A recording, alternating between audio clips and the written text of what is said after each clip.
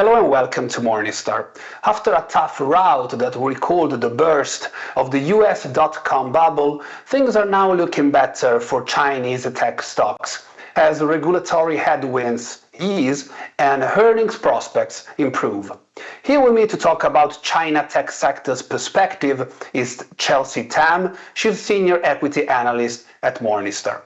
So Chelsey, 2022 was a very challenging year for China and the Chinese equity market. How would you describe today the health of the Chinese technology sector and how are global investors approaching it? Yeah, sure. Thank you for having me. So I think that if we look at the balance sheets, right, the companies that we cover, most of them are pretty good, except one or two small players, for example, Bilibili. But then for the rest, they generally have like either a lot of cash or like sufficient cash. So that's on the balance sheet's health side. If we look at the income statements and cash flow statements, we basically see a lot of cost cutting across the sector. That actually helps the margin and is actually better for the company in the future because they can be run more efficiently. With regards to the global investors' appetite, I think that they have gradually returned. We've seen the bounce in the share price for these companies. That is because of easing regulatory environments, reopening in China, and then we also see a good progress for the PABOC audit process.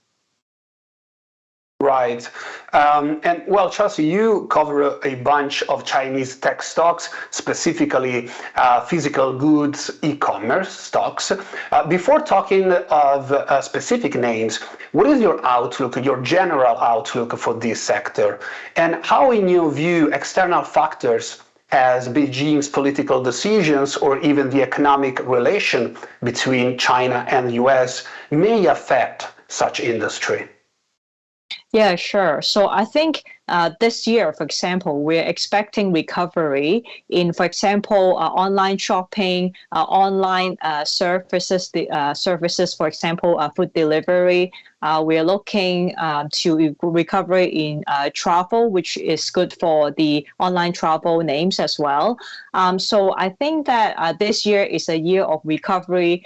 January will be still tough because we see more.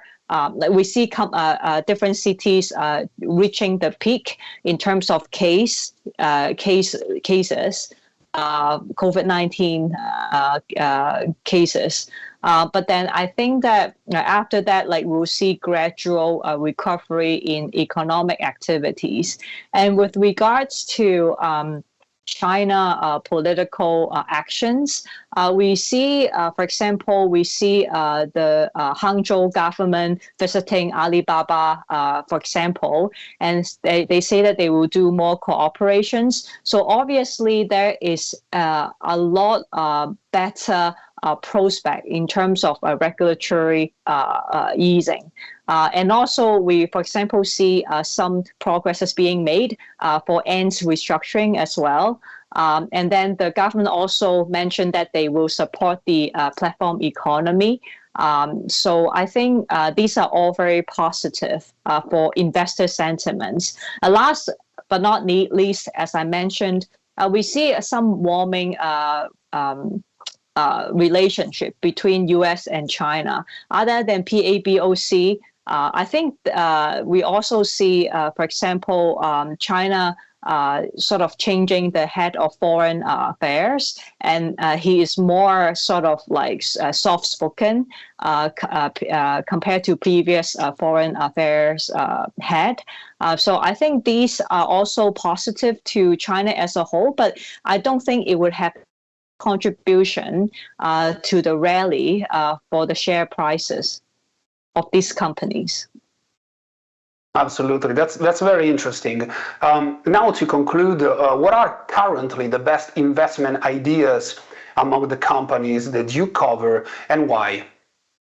Yeah. So for physical goods e-commerce, we like Alibaba the best because discretionary categories will rebound, and Alibaba will benefit a lot from that. That's their core category. For like gaming and media, we like Tencent and NetEase because of low valuation and our double-digit growth forecasts. And then for online advertising, we also like Baidu because it will benefit from reopening as well. Chelsey, thank you so much for your time and your insights. For Morningstar, Valerio Baselli. Thanks for watching.